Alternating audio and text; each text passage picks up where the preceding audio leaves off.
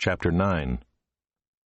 Now when the queen of Sheba heard of the fame of Solomon, she came to Jerusalem to test him with hard questions, having a very great retinue and camels bearing spices and very much gold and precious stones. And when she came to Solomon, she told him all that was on her mind. And Solomon answered all her questions. There was nothing hidden from Solomon that he could not explain to her. And when the queen of Sheba had seen the wisdom of Solomon, the house that he had built, the food of his table, the seating of his officials, and the attendance of his servants and their clothing, his cupbearers and their clothing, and his burnt offerings that he offered at the house of the Lord, there was no more breath in her. And she said to the king, "The report was true that I heard in my own land of your words and of your wisdom. But I did not believe the reports until I came and my own eyes had seen it. And behold, half the greatness of your wisdom was not told me. You surpass the report that I heard.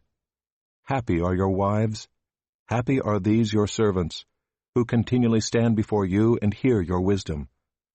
Blessed be the Lord your God, who has delighted in you and set you on his throne as king for the Lord your God. Because your God loved Israel and would establish them forever, he has made you king over them, that you may execute justice and righteousness." Then she gave the king 120 talents of gold and a very great quantity of spices and precious stones. There were no spices such as those that the queen of Sheba gave to King Solomon. Moreover, the servants of Hiram and the servants of Solomon, who brought gold from Ophir, brought algum wood and precious stones.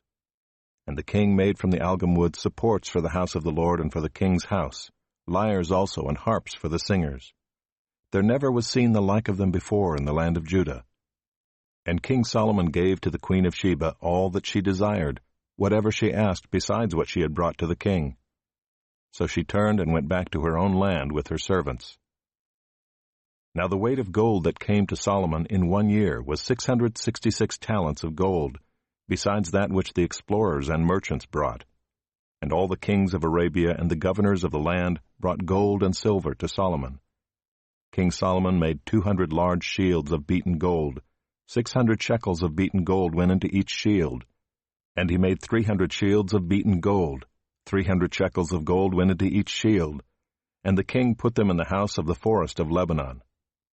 The king also made a great ivory throne, and overlaid it with pure gold.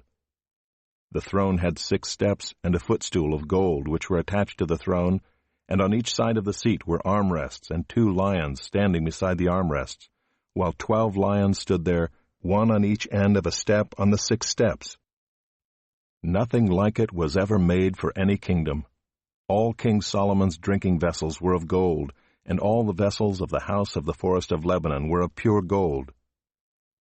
Silver was not considered as anything in the days of Solomon.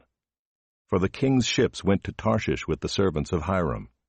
Once every 3 years the ships of Tarshish used to come bringing gold, silver, ivory, apes, and peacocks. Thus King Solomon excelled all the kings of the earth in riches and in wisdom, and all the kings of the earth sought the presence of Solomon to hear his wisdom, which God had put into his mind. Every one of them brought his present, articles of silver and of gold, garments, myrrh, spices, horses, and mules, so much year by year.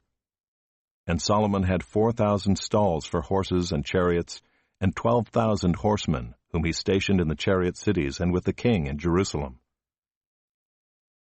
And he ruled over all the kings from the Euphrates to the land of the Philistines and to the border of Egypt. And the king made silver as common in Jerusalem as stone, and he made cedar as plentiful as the sycamore of the Shephelah. And horses were imported for Solomon from Egypt and from all lands. Now the rest of the acts of Solomon, from first to last, are they not written in the history of Nathan the prophet, and in the prophecy of Ahijah the Shilonite, and in the visions of Iddo the seer concerning Jeroboam the son of Nebat? Solomon reigned in Jerusalem over all Israel 40 years. And Solomon slept with his fathers, and was buried in the city of David his father, and Rehoboam his son reigned in his place.